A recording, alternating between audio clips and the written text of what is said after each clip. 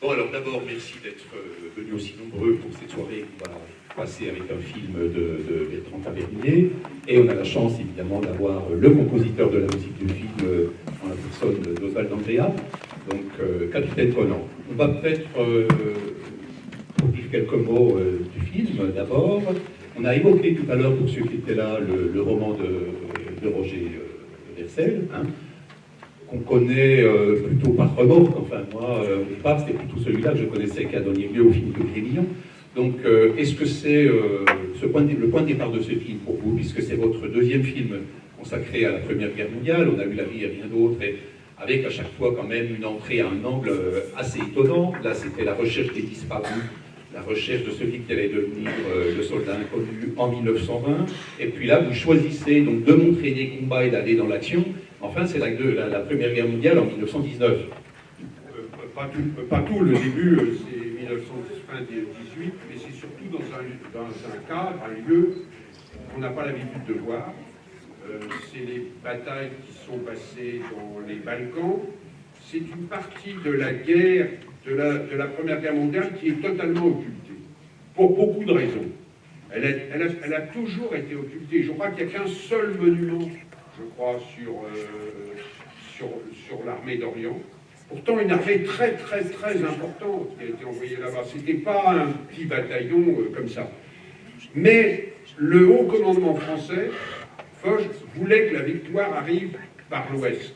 Donc tout ce qui s'est passé là-bas a été jugé si peu important qu'il y a eu, dans le fameux défilé de la victoire, où il y avait des affrontements qui s'étaient passés en Alsace ou en Lorraine, mais qui avaient opposé des effectifs très, très, très, très peu importants. Là, ils étaient représentés. En revanche, la bataille du Sokol, que j'évoque au début du film, qui a été une victoire extraordinaire, qui a amené la capitulation de l'Empire austro-hongrois, de l'Empire ottoman et de la Bulgarie. C'est une des grandes victoires de la guerre de 14 remportée par le général Franchet d'Espret. Ils n'ont pas eu le droit de défiler et ils n'ont pas été cités. Le Sokol, ce qu'explique d'ailleurs Vercel au début du livre, dans le premier paragraphe, il en parle en 3 lignes dans le paragraphe, dans le livre. Et il dit c'est une victoire qui avait un nom de médicament, le Sokol. Et c'était occulté. On n'en a jamais parlé. Cette partie de la guerre a été oubliée parce que ce n'était pas la guerre officielle. Ça, c'est venu du haut commandement français qui jugeait qu'il n'y avait que leur guerre qui était importante. Alors qu'en fait, voilà, c'est pas évoqué dans le film, et je ne vais pas, mais Franchet d'Espret est arrivé, il pouvait rentrer en Allemagne, et on l'a stoppé. Il en a conçu une amertume énorme, qui après, dans les années 30, l'a poussé vers la cagoule. Alors que c'était un général républicain au départ, alors que c'était un général près de ses hommes, et que c'était tout à fait un très très bon général. Mais voilà, donc ça c'est une guerre vraiment très peu connue. Ce qui m'a attiré ça, et je l'ai trouvé ça dans le livre de Vercel, mais c'est aussi un peu un accident. Je lis une adaptation pour la télé d'Anticosmos. Et en la lisant, je me souviens qu'un des premiers livres que j'ai lus quand j'étais adolescent, c'était Capitaine Conan, qui doit être, je parle, le numéro 5, 6, 7, 8 du livre de poche. C'est un des premiers livres de poche, Capitaine Conan, livre qui a eu un retentissement énorme, prix Goncourt. Et l'adaptation de Cosmo, je trouve qu'il y a des trucs formidables, mais j'ai envie de me replonger dans le livre. Je me replonge dans le livre et je trouve que la télé lui a demandé de faire 4 épisodes, et ils ont éliminé les scènes de bataille, et ils ont détourné le film vers autre chose. Et je dis à Jean, ce serait bien qu'on en fasse un film, mais on part à zéro. On part vraiment du livre, et on s'aperçoit que la télé, ils ont commandé l'adaptation à Jean, et ils n'ont pas acheté les droits du bouquin. Personne n'a acheté. Donc nous, en douce, on achète les droits du livre. Et puis on leur dit, à Antenne 2, vous n'avez pas les droits du bouquin, c'est nous qui les avons. Et donc on est reparti. Ils avaient dépenser de l'argent, commander des scénarios, préparer des trucs. Vous n'avez jamais acheté les droits du livre. Hein, comme ça, tellement... voilà. Et on est parti dans cette aventure qui a été une aventure tout à fait extraordinaire, un tournage en Roumanie copieux. La guerre dans le delta des Nalibes. Oui, oui. Ah oui, ça c'est... Il y a un making-of qui a été fait par mon fils qui montre que les conditions de tournage ont été colossales. Je pense que, Antoine, toi tu en as bavé, je me rappelle que tu es venu une fois me voir, tu avais une répétition avec les musiciens romains qui étaient venus sans leurs instruments. Voilà, oui, c'était fort. Une séance de travail, hein? Oui, pour résumer l'anecdote musicale, parce que ça vaut la peine d'être dit quand même, généralement, quand on pose des questions, vous écrivez la musique avant ou après le film. Alors, je dis avec Bertrand, c'est avant, pendant et après. C'est-à-dire tout le temps. Il me dit, il faut que tu viennes avec moi. C'est pour ça que je dis, je suis venu faire la guerre dans le delta du Danube avec toi.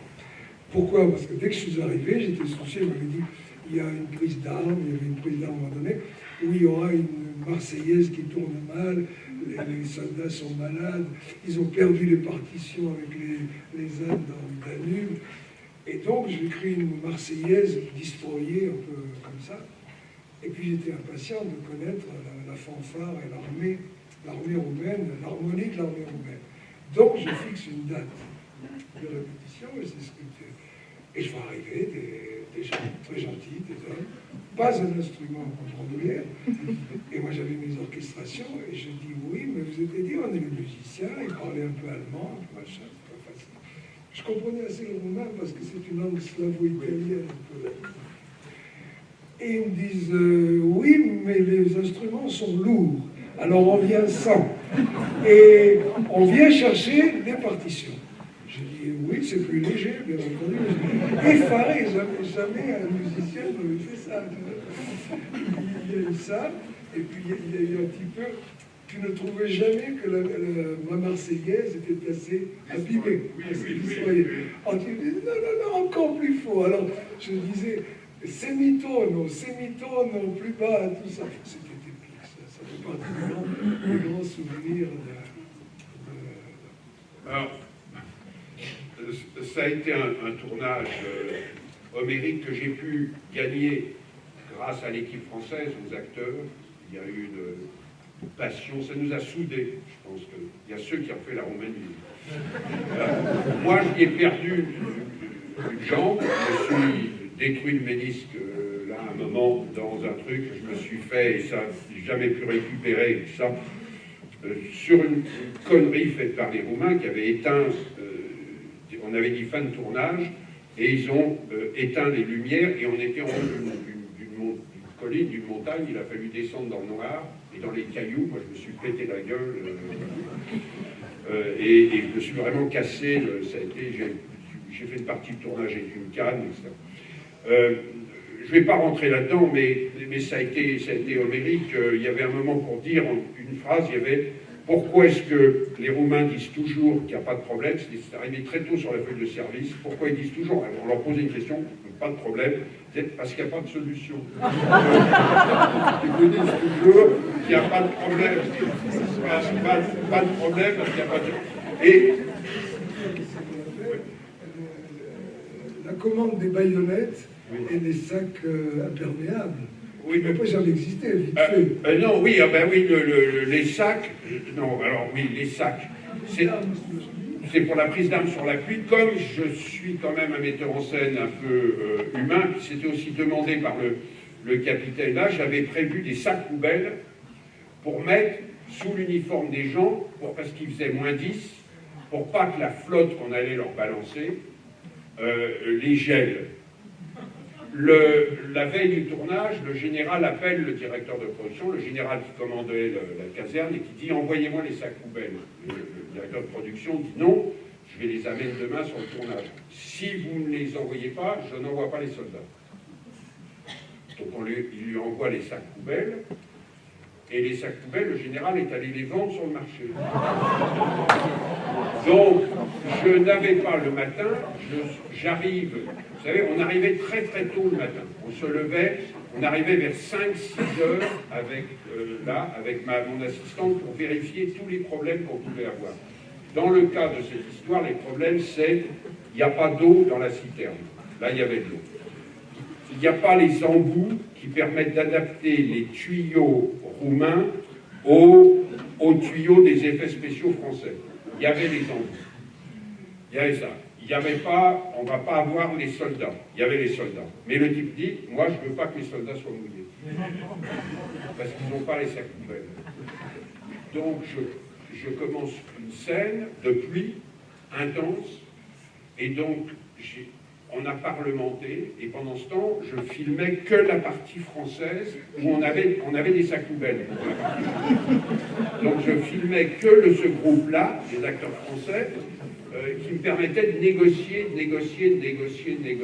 finir petit à petit par gagner ça. Mais voilà, ça c'est un des problèmes qu'on a eu, avec les camions qui ne tournaient pas à gauche. Les camions qui construisaient ne tournaient qu'à droite. On ne pouvait pas braquer à gauche. Voilà, ça a fait partie des milliers de trucs qu'on a réussi à gagner dans le film. Voilà. Voilà. Bon, alors on va peut-être lancer le film. Oui. On se retrouve bien entendu à l'issue de la projection pour en reparler avec vous deux et merci encore. Voilà, merci. Composition musicale de Andrea. Voilà. Ça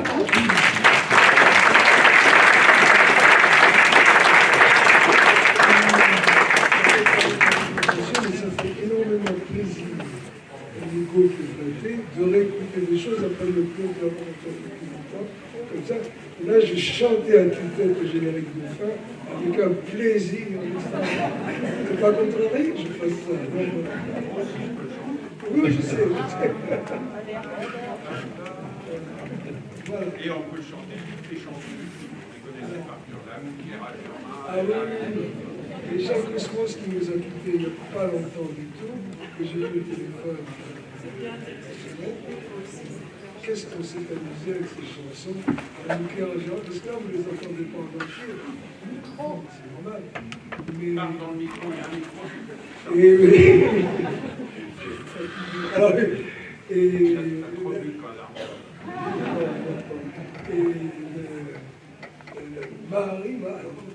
Marie-Marinette, quand je reviendrai, tu auras des bijoux.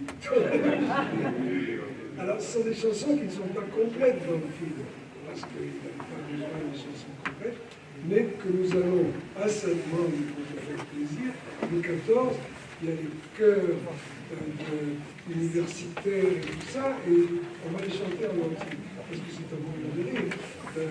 Marie-Marinette, et puis il y avait aussi... Marie-Marinette, le sous-titre fait par Cosmos, c'est Chansons pour un loustique. Voilà. Et puis il y avait les chansons des patrouilles dans les rues de Bucarest. Alors c'était L'amour Caragermain. L'amour Caragermain, elle a de jolis mains. Oui. Après, ça ne s'accroche pas. Oui, l'amour Robert, elle a de... l'amour Bébert, elle a de Robert. Oui. Alors ça fait partie des choses qui nous ont beaucoup amusés. C'est rare d'avoir des commandes pareilles. Puisqu'on parle de la musique du film, et ça s'adresse à tous les deux, Bertrand aussi, quand vous décidez des passages sur lesquels il y aura de la musique, vous le décidez collectivement ou ça se passe comment? Oui, c'est une décision. Moi, j'indique là où je veux. Je laisse aussi les compositeurs parfois me proposer des endroits. Je peux discuter, je peux dire non, là je ne veux pas du tout. Là, je peux dire essayons. Et parfois je prends, parfois je ne prends pas.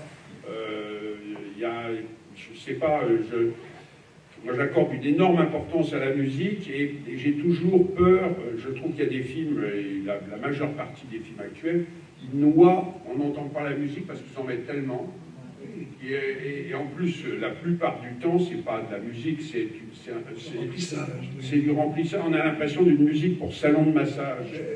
C'est des trucs avec un piano juste qui fait des arpèges, des trucs. C'est vraiment. Les 9/10 des musiques dans les films américains sont éprouvants. Par ça, on a fait quelques progrès, enfin, de nos générations. Depuis le western, où la flèche de l'Indien a été soulignée par un orchestre de 120 musiciens de la Fox, ça c'était. Il n'y a plus de pléonasme, comme ça on ne pourrait pas. Un peu moins. Oui, il n'aurait pas été question de souligner toutes les explosions avec des timbales. Ça existait, on ne le fait plus. Alors, je ne sais pas maintenant, mais il faut quand même le souligner. Est-ce que vous pensez, comme le disait Bernard Herrmann, que la musique, elle est là pour exprimer l'indicible, c'est-à-dire l'invisible ou... Oui, ça dépend des films, bien sûr. Ça dépend des films. Il y a des fois où la musique peut être gênante et inutile, et puis il y a des fameux thèmes qui ont fait les succès de beaucoup de films, les Paul Newman et tout ça. Ça dépend de l'occasion. Il est certain que si vous avez la commande du réalisateur qui provoque une partition, et puis qu'après le réalisateur, ce qui arrive, ne prend pas en mauvaise forme, mais ce qui est normal, je parlais des femmes couchées il regarde son film, il est gérant de son image, c'est le patron, vous avez beau faire la plus belle musique que vous avez imaginée pour cette séquence qui vous a plu aussi, et qui vous a commandé. Écoute, vraiment c'est nul sang. Alors vous avez un peu de rancœur sur le moment, mais c'est lui qui a raison, c'est lui qui est le patron. Et cet après-midi, j'ai vu les deux femmes couchées derrière les draps, et c'était bien. Et à un moment donné, il ne se passe rien, elles ne parlent plus, on sent qu'elles évoquent leur mec et tout ça. Et j'ai dit, dans un de mes studios, j'ai marqué femme couchée, tasse 7. Il n'y a plus rien, parce que j'avais dit aux copistes, ça enregistre. Et par rapport à l'époque, vous avez un film qui se passe en 1920, est-ce que vous pensez à de la musique comme ça? Vous voyez ce que je veux dire? Est-ce que ça intervient c'est pas utile. Non. On n'est plus dans ce... Non, je trouve que c'est... Je ne vois pas pourquoi. Wednesday. Après tout, nous, on fait un film. J'essaye de faire comme si on attrapait des choses de l'époque, mais en même temps, il y a une caméra qui n'est pas celle de 1920, il y a des... Enfin bon, c'est... Non, moi, la commande, c'était d'avoir, dans certains moments, notamment les patrouilles de Bucarest, d'avoir une écriture à la Kurt Weill, comme ça, voilà, des choses percussives avec des pianos punaisés, des choses... Il y avait un décor sonore de la rue de Bucarest. Mais je ne sais pas si 1920, c'est postérieur. Non, c'était la couleur. Complètement. C'était la couleur, disons, théâtre berliner, plus que la datation. Et puis et la musique, en effet, c'est pour exprimer, elle doit exprimer une couleur, quelque chose qu'on n'a pas dans le scénario. Moi, je trouvais très beau d'avoir sur des plans de fatigue et aussi des plans de violence, des moments de lance-flamme, d'avoir un Agnus Dei. Ça, c'était une idée à toi. Oui. Et tout d'un coup, la musique, elle est en contradiction avec les scènes d'horreur de tout qui se passe. Et c'est une musique de rédemption, de charité. Et je trouve que c'est le pléonasme aurait fait qu'il y aurait eu là une musique hyper dramatique soulignant des lance-flammes en train de faire crier des gens. Oui. Et là, il me dit, on a parlé d'abord, j'ai pensé à une voix féminine. J'ai dit un genre de cantique, un orgue, un machin. Mais il ne fallait pas tomber dans la religiosité. Et on a convoqué les petits chanteurs d'Anières, qui sont d'ailleurs en rentrant, j'ai vu un générique. Et là, ils nous ont proposé 3 possibilités. Un petit garçon qui avait déjà mué et qui a chanté tout ce que j'avais préparé, qui était agent. C'était un Sanctus. C'est Agnus Dei. Et il y a Et eu un autre petit garçon qui dit n'avait pas mué, qui était très enfant de cœur. Une fille qui est arrivée mignonne comme tout. J'ai dit, tu sais lire la musique? Il dit, oui, monsieur. J'ai dit, tu peux lire ça? Oui, monsieur. Elle se met à chanter Bertrand en 2 mesures. Elle dit, c'est pas une petite fille avec ce lance-flamme qui chante un Agnus Dei. Alors ça devenait, là, on est loin du pléonasme, le truc, et c'est une coloration dramatique. Et de même que sur le tournage, je me suis aperçu que l'actrice, la merveilleuse actrice roumaine qui fait la copine de Toretto, qu'on a développé, qui était une fille formidable, et elle était belle, tous les mecs français, on a été tombés red dingue, et en fait elle était hyper sérieuse, et elle était vivait avec son type qui était un metteur en scène de théâtre, qui était un peu handicapé physiquement, et elle, pas de question, et les gens m'expliquaient, cette fille, elle est de Transylvanie, ça veut dire que c'est les mieux. C'est les mieux. Krina, moi je l'adorais. Et à un moment, pendant qu'on était en train d'attendre, on avait repéré cette chanson, une vieille chanson roumaine, qui était une chanson qui parlait des trucs dans les bois, des gens qui se perdaient dans les bois et tout. Et beaucoup les Roumains les chantaient. Et je me demande si elle la connaît. Elle la chante, et je trouve qu'elle la chante formidablement. Je dis, on l'enregistre. Et je peux le mettre plusieurs fois dans le film, et finalement, c'est sur le générique. C'est la voix qu'on entend, c'est une ancienne chanson roumaine, dont la mélodie est magnifique. Après, j'ai proposé à Zal, et il dit, tu ne veux pas écrire un truc derrière, des lignes de base, un soutien, et il m'a dit, non, pas du tout. Je crois qu'il n'y en a pas besoin. On a eu un... J'ai essayé. Tu as essayé? C'était pas la peine. Oui, mais c'est voilà, je me disais, mais pourquoi on peut rajouter un petit truc de violoncelle, de contrebasse, juste de soutien, mais on l'a pas fait. Voilà, ça c'était sur la musique. Autrement dit, le musicien au service du cinéma doit faire preuve souvent de grande humilité. Oui, oui. Et en même temps, oui, mais c'est vrai que, et en même temps, je sais qu'il y a un plaisir que j'éprouve, moi, quand j'entends certains morceaux à l'enregistrement, que je traduis, alors que je sais que j'ai des confrères qui ne vont même pas à l'enregistrement de des films. Je ne nommerai personne, mais le nombre de réalisateurs qui m'ont dit, j'ai pas fait... Mais si tu es là, c'est pour t'en occuper, nous, on n'y comprend rien, je trouve ça abominable. Oui, oui. C'est triste. Alors, après, quand ils viennent à l'enregistrement, je leur dis, là, je vais mettre ci, je vais mettre des violons, je vais mettre des cuivres. Il y en a un qui m'a dit, c'était ça, alors, les violons, les cuivres. C'est dramatique. Oui. Ça veut dire qu'il peut y avoir des malentendus énormes. Oui, je connais un réalisateur que je n'aimerais pas, il pensait que le concerto de Aranjuez avait été composé par Aranjuez. Voilà, bon, ça arrive, mais en même temps, bon, voilà. Alors, est-ce que vous avez des questions? Non, pas du tout. Allez. Une réaction, des questions, savoir, voilà. Non. Rien à dire. Le silence, l'épuisement. Comment c'était de travailler avec Torton? Formidable. Sur ce film, c'est les deux films avec Ça commence aujourd'hui, c'est un type qui s'implique totalement, pas seulement sur son rôle, sur tout, sur l'équipe. Par exemple, dans la bataille, quand il ne tournait pas, lui et Le Bihan sont partis se mêler aux figurants et ils faisaient la police pour voir que les figurants obéissent. En fait, si vous prêtez attention, on doit entendre la voix de Toretto, alors qu'il ne devrait pas être là, qu'il doit lancer des ordres, notamment autour du canon.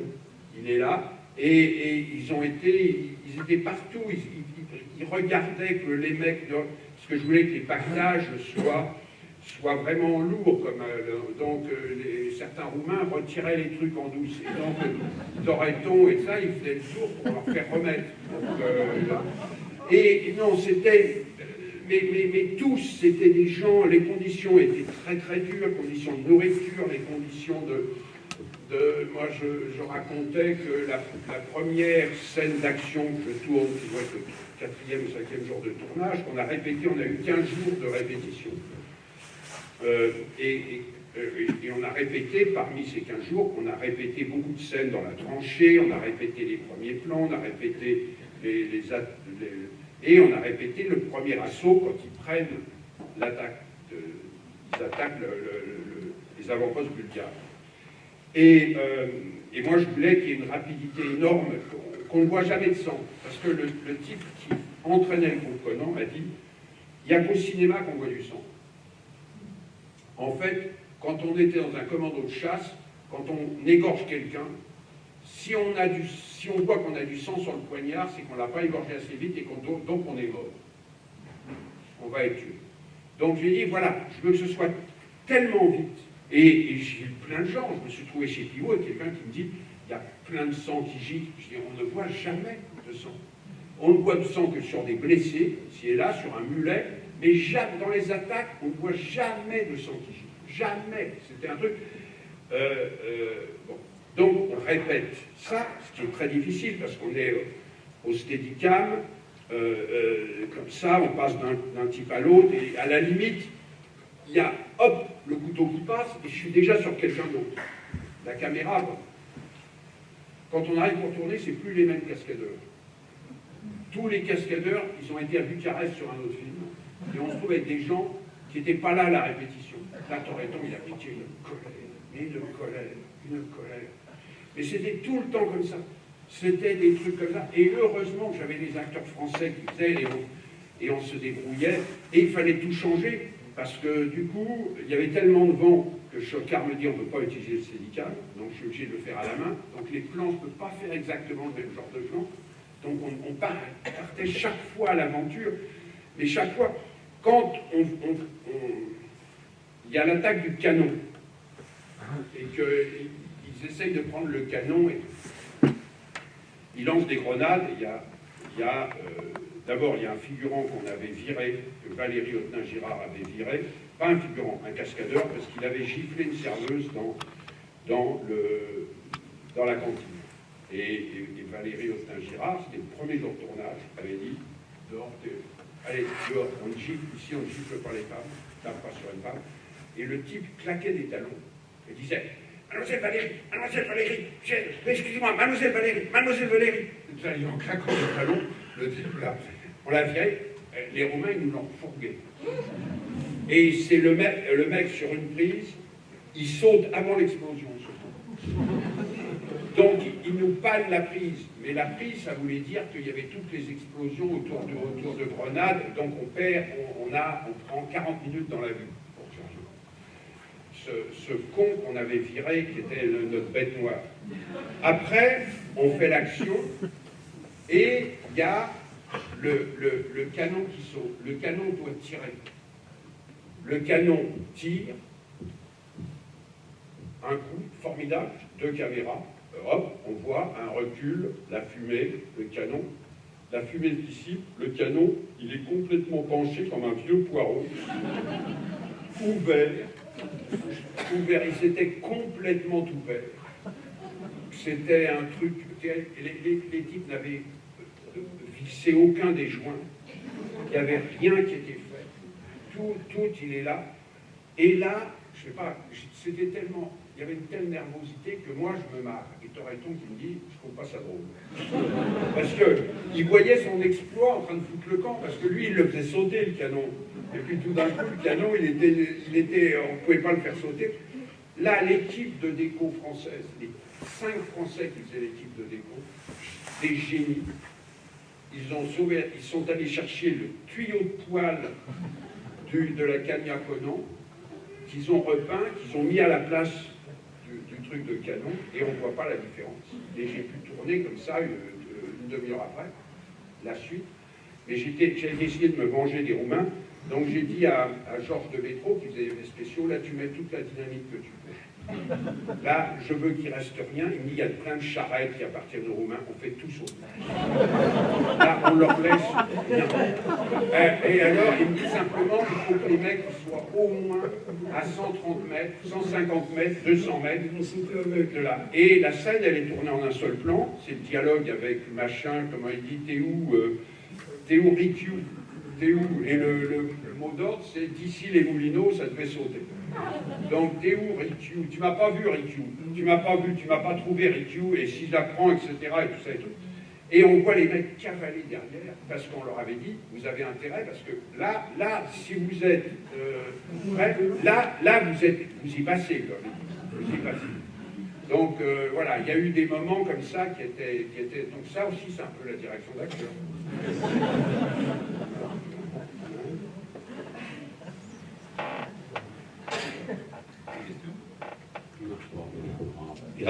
Comment? Oh, je sais plus. Je sais qu'on a dû faire 11 semaines au total, compte tenu qu'il y avait plein de voyages et qu'on a terminé la fin en France, en Bretagne. Donc tout ça, ça fait des voyages. Je crois que ça fait un jour de voyage. En tous les cas, j'ai pas eu de retard. Pas eu de retard et pas eu de dépassement dans le budget. Je suis même un petit peu en dessous du budget. Et j'ai gardé le plan de travail et c'était pas de la tarte.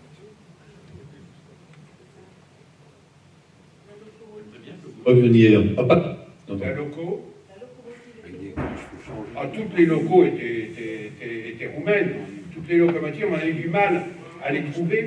Moi, j'avais été sauvé au début de la production du film. J'ai un ami qui est un metteur en scène américain, borgne, hongrois, qui s'appelle André de Tos.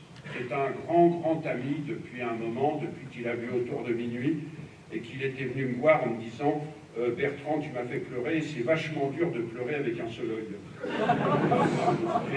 C'était une phrase qui m'avait plu. En plus, je ne savais pas que c'était dur de pleurer quand on était borgne.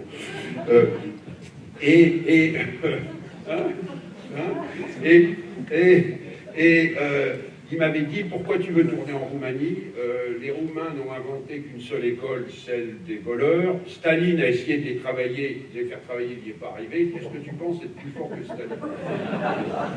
Il me dit, alors, je lui dis, mais moi, j'y vais en Roumanie parce que ça s'y passe, là. Je suis obligé d'avoir ça. Et il me dit, ben alors, écoute, considère que tant que tu n'as pas vu une chose, elle n'existe pas. Même si on te le dit, tu dis, je veux la voir. Je veux la voir, et si on ne te l'a pas montré, que tu ne l'as pas vu de tes propres yeux, ça m'a sauvé la vie. Parce que sur les locomotives, on a commencé à dire, on veut voir les locomotives. Oui, vous avez pas de problème, locomotive partout, locomotive. Et non, on veut voir locomotive. Alors là, c'est qui s'énerve. Et attendez, pourquoi vous nous... On vous dit qu'il y a des locomotives. Elles sont toutes dans un dépôt. Là. On va dans le dépôt. Le dépôt, il fallait prendre un avion, c'était à 1 heure d'avion de là où on était. On prend un avion, pas une locomotive dans le dépôt. Donc, on revient, où sont les locomotives? Ah, elles sont là, ailleurs. Ah non, elles étaient parties. On a tellement bagarré, on ne lâchait pas le morceau, on a fini par repérer 3 locomotives qu'on a immédiatement pris pour pas qu'elles disparaissent et tout ça. Et puis des trains et des wagons, et un nombre de wagons. Mais après, à un moment, les wagons, à la fin du film, les Roumains, ils avaient volé toute la peinture. On n'avait plus de peinture, et donc Guy-Claude François a utilisé, et puis on n'avait pas de temps, pour l'envers, pas l'autre côté, pour le côté gauche du train, il a utilisé de l'encre de Chine. Il les a fait à l'encre de Chine en priant, parce que je vois arriver, il regardait le ciel. Il dit, moi, pour vous qu'il ne pleuve pas, parce que là, moi, je suis dans la merde. Là, parce que j'ai de l'encre de Chine sur tous les trucs. Et il n'y avait plus d'huile pour huiler tout ça. Il avait pris de l'huile de table, de l'huile comme ça. Donc, les mecs, on s'en fout plein les Gore-Tex, l'huile japonaise. Et on a tourné avec ces trains qui étaient peints à l'encre de Chine pour arriver à rattraper ça et pallier. Donc c'était que des astuces comme ça, que des astuces pour arriver à sauver à chaque fois, pas se faire avoir par les Roumains et à gagner à chaque coup. Il n'a pas plu, on a tourné avec nos trains comme ça et on s'en est sorti. Mais c'était des trucs insensés. Donc la loco, c'est ça nous rappelle ce genre de souvenirs de loco. Là, j'en ai encore beaucoup sur les locaux. Parce que j'ai dégusté. Le matin, ça obligeait de se lever très tôt le matin pour refaire les trains, parce qu'on avait beau leur envoyer des fax, des télégrammes, des dessins sur l'ordre du convoi, avec la couleur des wagons qu'on voulait. Oui, pas de problème, il y aura tout. On arrivait, il n'y avait rien de ce qu'on avait demandé. Donc il fallait tout reprendre les wagons un par un, les faire bouger sur les voies de trucs, les remettre. C'était terrible, terrible. Oui. Pourquoi C'est dans Vercelles. C'est dans Vercelles, il a un uniforme de chasseur. C'est marqué, c'est le seul personne dont on décrit l'uniforme. Sauf que les autres, on sait que tous les autres soldats de l'armée active n'avaient pas d'uniforme bleu horizon et avaient un uniforme kaki. C'est un truc qui fait que déjà, moi je ne suis pas dans l'image de la guerre de 14, déjà, j'ai des soldats qui n'ont pas la même couleur d'uniforme. Et Vercelles décrit l'habit bleu de lieutenant de chasseur qu'avait Conan. Et il ne décrit aucun autre. Après, on a tout inventé. Et moi, je me suis dit que des mecs qui faisaient les corps francs, comme ça, qui faisaient des commandos, c'est des gens qui ne pouvaient pas avoir un habit réglementaire, parce qu'il fallait qu'ils rentrent dans de la caillasse. Donc, ils sont habillés comme les bandits serbes. Ils s'habillent comme les bergers. Les mecs, ils prennent les matières qu'ils ont là pour pouvoir être souples, rapides, qu'on les entende pas, qu'ils fassent pas de bruit sur les quais. Là, c'est un truc que j'ai inventé. Après, tous les gens ont dit, mais c'est exactement ça, ça doit être comme ça, c'est la vérité. Mais c'est une invention, en tous les cas, un truc qui n'est jamais documenté, puisque c'était un corps un peu secret, les nettoyeurs de tranchées. On n'en parlait pas beaucoup. Hein. Alors, je voudrais justement prolonger un peu autour de ça. Donc, dans votre film, il y a une opposition entre ce qu'est la mairie régulière, où on a l'impression que par rapport à eux, c'est... Alors je le dis sans aucun côté péjoratif, on a l'impression que c'est des fonctionnaires, on va dire, de l'armée. Hein, et puis, d'autre part, vous avez ces voltigeurs, ces nettoyeurs de tranchées. Bon, c'est quand même un matériau pas facile. Oui, pardon. C'est un matériau pas facile à empoigner parce que il y aurait un risque, on va dire, par rapport à tout ça, qui serait d'aller dans la fascination à l'égard de ce qu'ils sont. Hein. Alors que vous essayez de faire comprendre comment on arrive là et comment vous décidez d'empoigner tout ça quand même. Parce que c'est des tueurs. Alors oui, mais toute l'armée n'est pas que des fonctionnaires. Les gens qui sont des fonctionnaires, c'est le personnage que joue Berléand, c'est un certain nombre d'officiers comme ça, et sans doute le général que joue Claude Rich, qui s'est que par envoyer les gens au peloton d'exécution, mais qui ont l'impression qu'il n'a jamais été sur un champ de bataille. Mais à l'intérieur de l'armée régulière, on voit autour de Norbert des gens qui sont courageux, qui montent à l'assaut, qui se battent. Il y a des gens absolument qui sont irréprochables. Alors les autres, simplement, il y a la différence entre des soldats et des guerriers. Alors, après, il y a une troisième classe qui sont les fonctionnaires. Mais il y a d'abord les soldats qui font un travail de soldat, et puis il y a les guerriers qui, eux, selon Toreton, c'est eux qui gagnent la guerre. C'est eux qui font les actions les plus violentes, et c'est eux qu'on ne veut pas voir après, quand la guerre est finie. Ce pas des gens qu'on va arborer, on va dire, on vous a demandé d'être cruel, de ne pas faire de prisonniers. Vous voyez un général faisant une conférence de presse disant, moi j'ai demandé à des gens de ne jamais me ramener de prisonniers. On cache ça, c'était la mission qu'on leur donnait. Donc voilà, c'est des gens qu'on a envoyés dans la tuerie, et qui sont beaucoup, comme dit à la fin, la leçon, qui reviennent tous des morts vivants à la fin.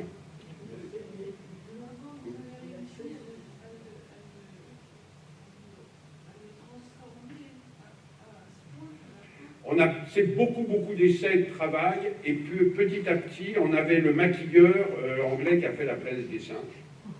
Un mec qui était très fort, mais qui cherche des choses, c'est un travail compliqué, qui fait des fausses bajoutes, grossir quelqu'un sans qu'on ait les trucs là, mais en même temps, Toreton, on en a éliminé les 6 dixièmes. Toreton disait, laissez-moi, ne faites pas en sorte que le maquillage prenne tout, laissez-moi de la place à moi pour que je puisse jouer.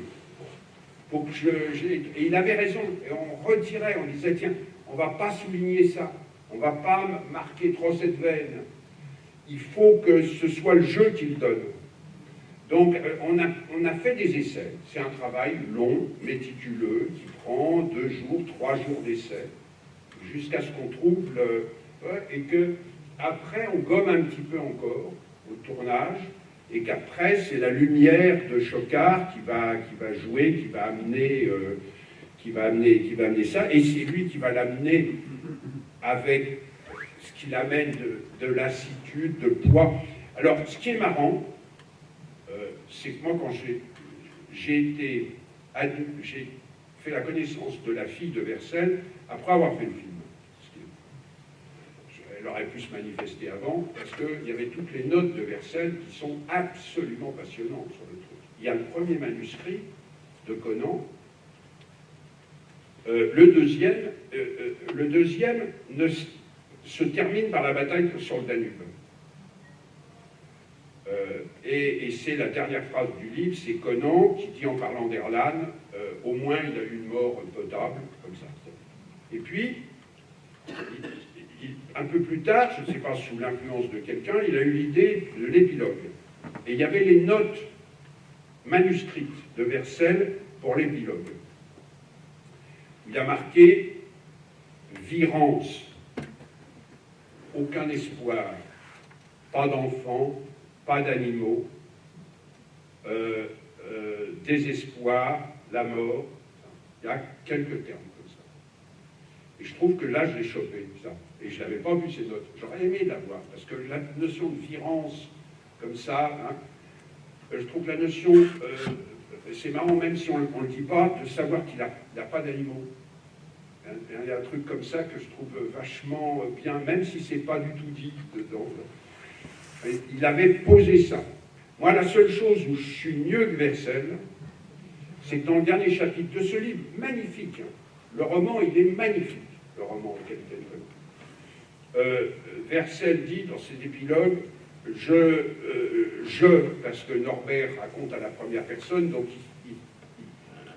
le je, c'est Vercel. En fait, Norbert, c'est ce que Vercel a vécu là-dedans pendant cette guerre.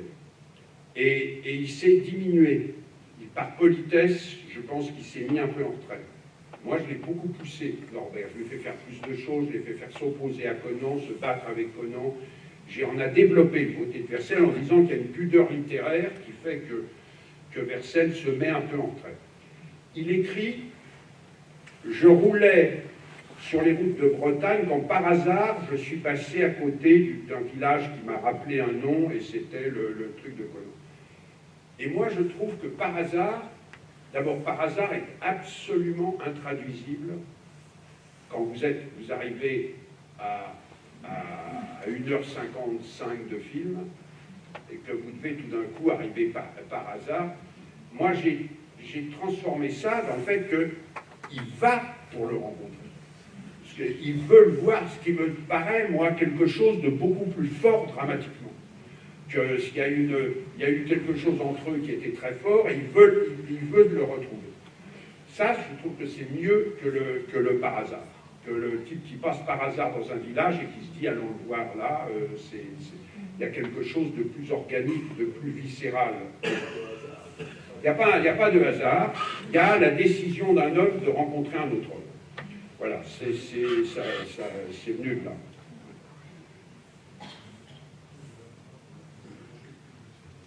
Alors, la présence de Roger Tobelby, je l'ai toujours distribué, j'ai voulu le distribuer, parce que lui, je le trouvais hyper sympa. C'est un mec auquel je m'aimais, puis c'était un moyen de lui faire gagner de l'argent, de l'empêcher qu'il ait un problème, qui nous a accompagnés partout. Alors, il a eu un mal de chien, mais alors un mal de chien avec sa première scène. J'ai cru qu'on prenait le fou.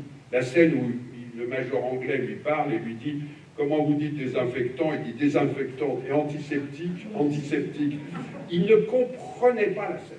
Il disait « Mais qu'est-ce que ça veut dire la scène ?» Je lui disais « Ça veut dire qu'il découvre que les mots sont le même. » Il ne comprenait pas. Il a dû la répéter avec tous les membres de l'équipe, tous les acteurs du film, au moins 800 fois. Et quand on l'a tourné, c'était impossible. On voyait qu'il ne comprenait pas ce qu'il disait. J'ai mis 15 prises. 15 prises. Il m'a foutu la trouille. Et alors après, quand il a eu le moment où il donne l'excuse au groupe Conan, il leur dit « Je vais vous trouver une bonne grippe, un truc espagnol et tout ça et tout », là, une prise. Là, impeccable, formidable. Là, il était très bien. On lui dit... il y a mon ingénieur de son qui dit « Tu vois, Roger, quand tu veux une prise, il dit aux assises, on n'avait pas le droit de... » C'était vachement bien, la réponse était vachement bien. Un vrai pro. Hein. Voilà, Roger Knovenpis.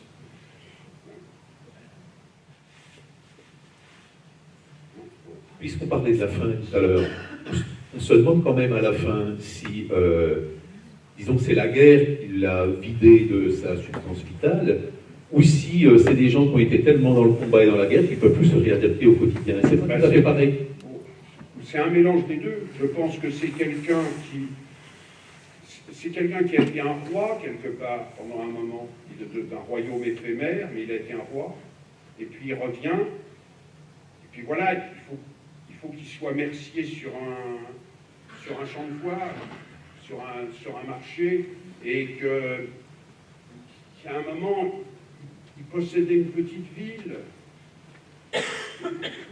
mais des colons, mais vous en voyez tous les soirs à la télé, en Afrique en ce moment, partout, là au Mali, au Niger, dans les territoires israéliens, dans la bande de Gaza, vous avez des gens, des types très jeunes, qui sont les rois du monde parce qu'ils ont une Kalachnikov, et à qui on viendrait dire maintenant, il faut que vous posiez votre arme et que vous alliez voter. Et pour eux, c'est la fin du monde. Ils n'ont plus rien, ils n'ont plus le pouvoir et tout. Je trouve que le personnage de Conan, il a une portée actuelle qui est incroyable. Voilà, donc, et il est vidé par la violence. Il est vidé aussi par la violence, mais par le fait aussi que, contrairement à Norbert, il n'a pas d'endroit où revenir. Norbert, il a son métier. Norbert, il a les mots et l'enseignement. Lui, il n'a rien. Il n'a rien. Et on peut dire aussi qu'il y a une faute énorme de la société civile qui n'a jamais su repérer les qualités de meneur d'hommes qu'avait un type comme Conan. Et qui n'a jamais su l'utiliser pour la société civile. Et qu'il faut que ce soit une guerre qu'il n'a pas cherchée. C'est pas un engagé, Conan. C'est un mec qui arrive par hasard dans la riflette, parce qu'il fait son service militaire, et qui révèle au combat des qualités incroyables, et des qualités de meneur d'hommes, mais qu'il aurait fallu détecter. Il y a aussi ça. Mais Norbert, lui, il revient quand il dit, d'ailleurs on a ajouté cette réplique, il dit alors, t'es toujours avec les mots, mais il dit oui, tu sais, le truc. Et il y a quelque part une envie de Conan. Il y a une envie. Il y a un moment où c'est très simple, quand il est dans la rivière, il y en a un qui continue parce qu'il n'a pas d'endroit pour revenir sur la rive, puis l'autre, il s'arrête parce qu'il sait que quand il revient, il y a quelque chose qui l'attend. Donc c'est pas seulement la guerre, c'est ce qu'il a après la guerre qui l'attend, qui fait ça. Je pense que c'est la complexité du film, c'est la complexité, alors je pense, de notre scénario et du film qu'on a fait, mais aussi au départ de ce qu'avait touché Vercel. Mais c'est pas un côté, justement, la guerre ne lui a pas révélé, en fait, il n'a pas exprimé sa cruauté, quand même. Oh. Psychologique, Mais c'est pas sûr. Il n'y a rien qui dit qu'il avait une violence avant. Non, la guerre, il a révélé que tout d'un coup, quand il avait le pouvoir, il ne voulait pas le lâcher. Que quand il avait des filles, il avait pété la gueule à un mari, il le tuait. Aussi, la guerre lui a appris à couvrir les hommes. Donc la morale d'une bande organisée, il n'avait pas de bande organisée dans la ville de Bretagne où il allait dans le marché. Il n'était pas chef de bande. Et là, la bande organisée fait qu'il coupe ses hommes, et il coupe ses hommes même quand ils assassinent une caissière.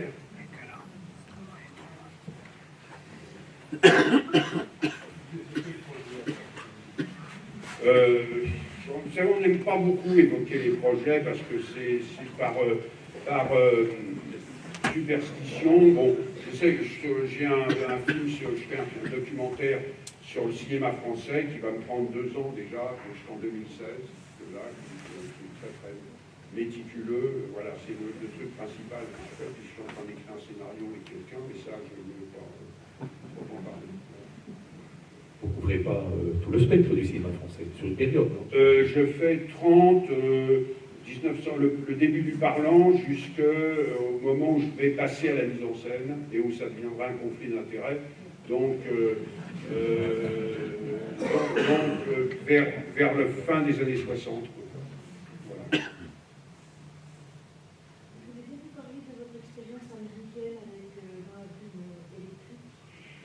Bah, ça a été quelque chose à la fois d'épuisant, de fascinant. Par moments, j'ai eu des moments de joie énormes avec les comédiens, avec James Lindbergh, la rencontre avec James Lindbergh, qui est Tommy Lee Jones, ça a été quelque chose, avec des gens comme Marco Beltrami.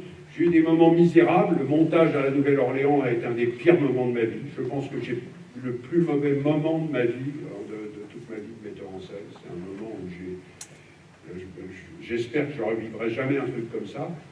Ça a été terrible, l'affrontement avec le producteur, le truc américain, et c'est revenu quand j'ai pu avoir le droit à ma version, et que j'ai gagné beaucoup de choses. On avait le négatif, je possède le négatif du film, et tout ça.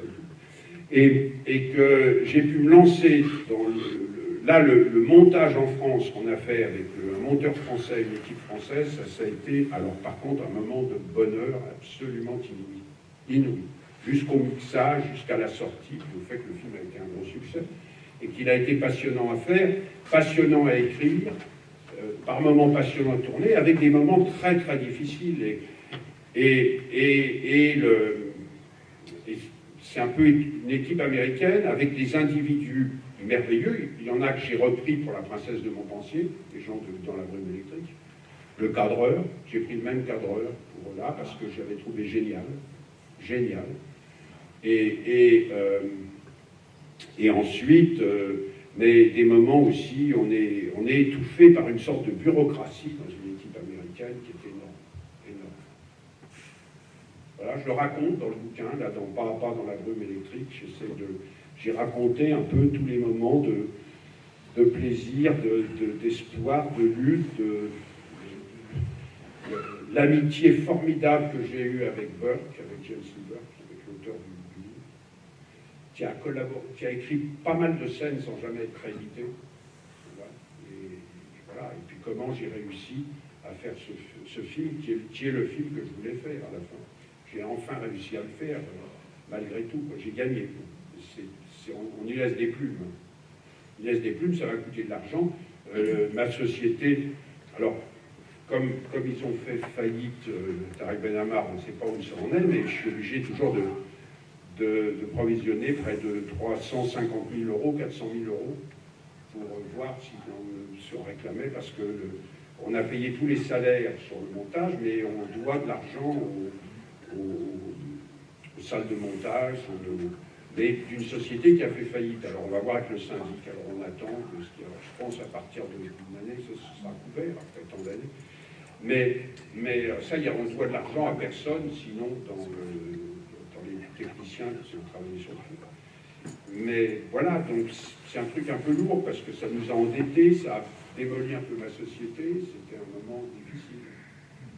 Et que TF1, je veux dire que TF1 International se sont conduits de manière pas du tout chaleureuse, mais qui a eu une punition. Le mec, il s'est assez mal conduit. Après, il s'est encore plus mal conduit avec Spike Lee, sur un film qu'ils n'ont pas sorti. Donc, ils ont été poursuivis en procès et ils ont été condamnés à payer 32 millions de dollars d'exécutoire immédiatement à Spike Lee. Ils ont perdu sur le miracle de Santa Victoria. TF1 International, là, et Patrick Binet ont dû payer, je crois, 26 millions d'euros à Spike Lee, condamné pour non-exécution d'un contrat. Voilà, donc là-dessus, moi, Spike Lee m'a vengé vis-à-vis de cet homme qui a été épouvantable. Si j'avais eu un partenaire qui était aussi bien que les partenaires que j'avais au moment de Conan, Bacri, Jean Labadie, des gens comme ça ne serait jamais arrivé. c'est arrivé simplement parce que j'avais quelqu'un qui a été une planche pourrie. Il y avait une autre question. Oui.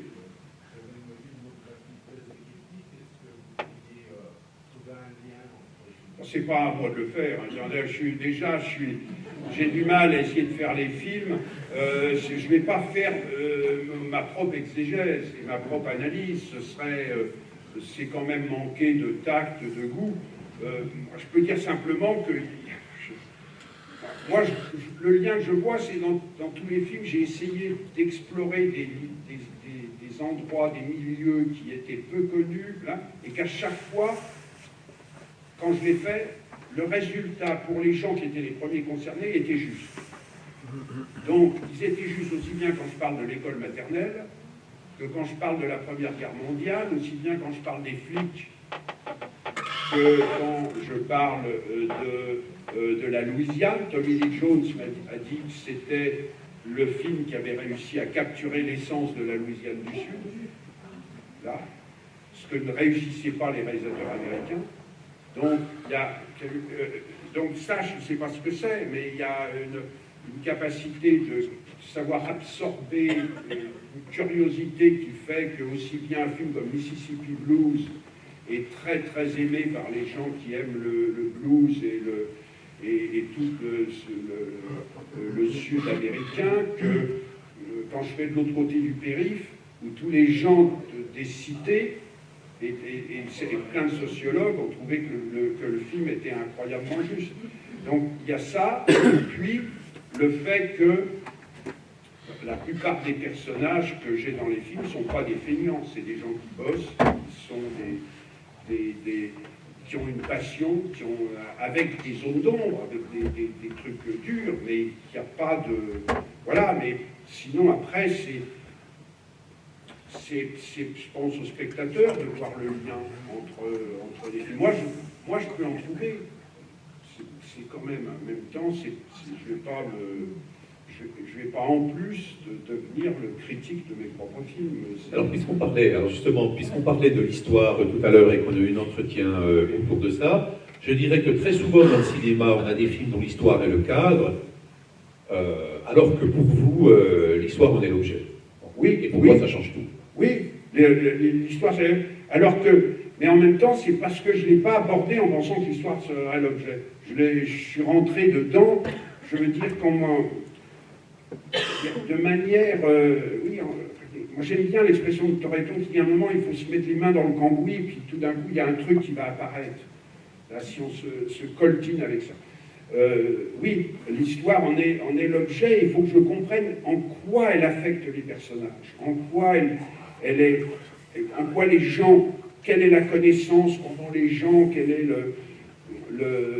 le recul qu'ils en ont, comment faire aussi pour être contemporain de leur émotion et de ne pas paraître filmé, que ce soit filmé par quelqu'un qui en sait plus que les personnages, qui est plus malin qu'eux. Donc je dois oublier un certain nombre de choses, à commencer par le fait que je fais un film historique. Je ne fais pas un film historique. Les personnages ne sont pas des personnages historiques. Ils ne savent pas qu'ils sont historiques. Donc il faut que je filme les gens de la princesse de Montpensier exactement comme je filme les flics dans L627. Pareil, je dois être à la même hauteur d'eux, d'essayer de piger leurs sentiments de la même façon. On va peut-être en rester là? Oui. Voilà. Bien. Et je remercie beaucoup.